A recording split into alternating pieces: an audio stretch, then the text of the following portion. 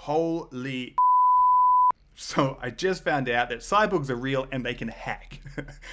This is probably the most terrifying revolution I've had. So I'm at the RSA conference and I've just come out of a presentation by Len Noe, who is himself what he would call a cyborg and a white hat hacker. And his presentation was all about how he has enhanced his body for the purpose of hacking. Fascinating talk. There's a lot to kind of unpack, so I want to give you my takeaways from this talk. I'd love to hear some discussion because this one's going to create some interesting thoughts, I think. So the title of the talk was Biohacking, the Invisible Threat. As I said, this was from Len Noe. If you're at the RSA conference, watch this one. Obviously, it's finished now, but watch this one on the replay. It's really, really interesting. Regardless of what your thoughts are on this, I think the talk is interesting and well presented. So, cyborgs are real. Fun fact number one. So, Len had a bunch of implants, primarily in his hand. He didn't show us any other ones, but he showed us some x-rays of implants that he had in his. He had some RFID chips and some NFC chips, near field communication chips. And yeah, as I said, these chips are primarily in there for the purpose of him to become a better hacker, and I guess to kind of lead the charge of what could be this very real new security trend. So in addition to the chips that he showed us in his hands, he also kind of gave us an insight into where implants are actually going in terms of technology implants. So it's not just small tiny RFID chips that kind of communicate with something. It could be your key or something. No, you can actually get entire computers installed into your body.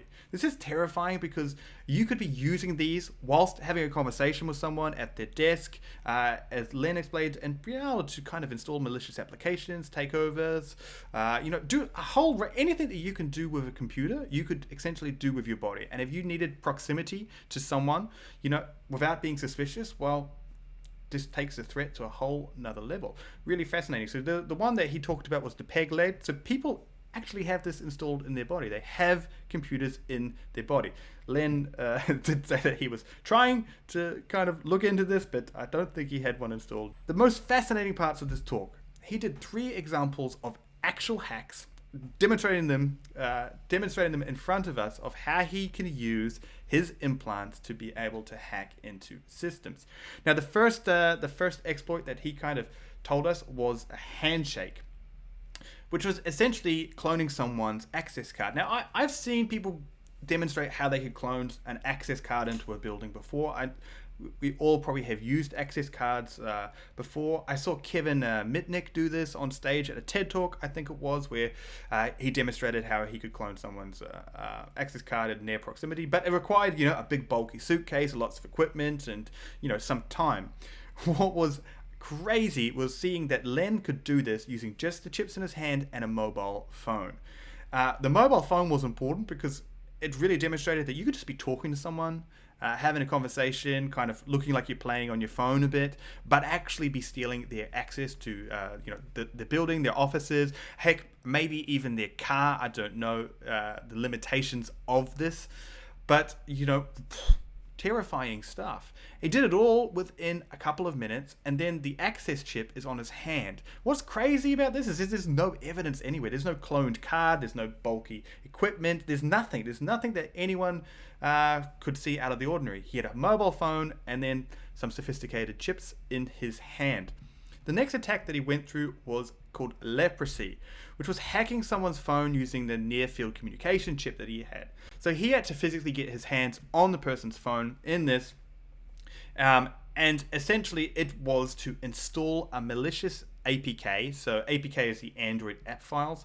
It didn't work on iPhones, but we'll see how this threat evolves. But he was able to basically install an APK with an invisible icon that gave him access to this phone, all the files that were on there, being able to manipulate things, seeing where someone is and their proximity, their location, a whole range of different scary activities. And this was all from grabbing the phone You needed to have access to the phone, but once he had possession and the phone was unlocked, he could install a malicious APK.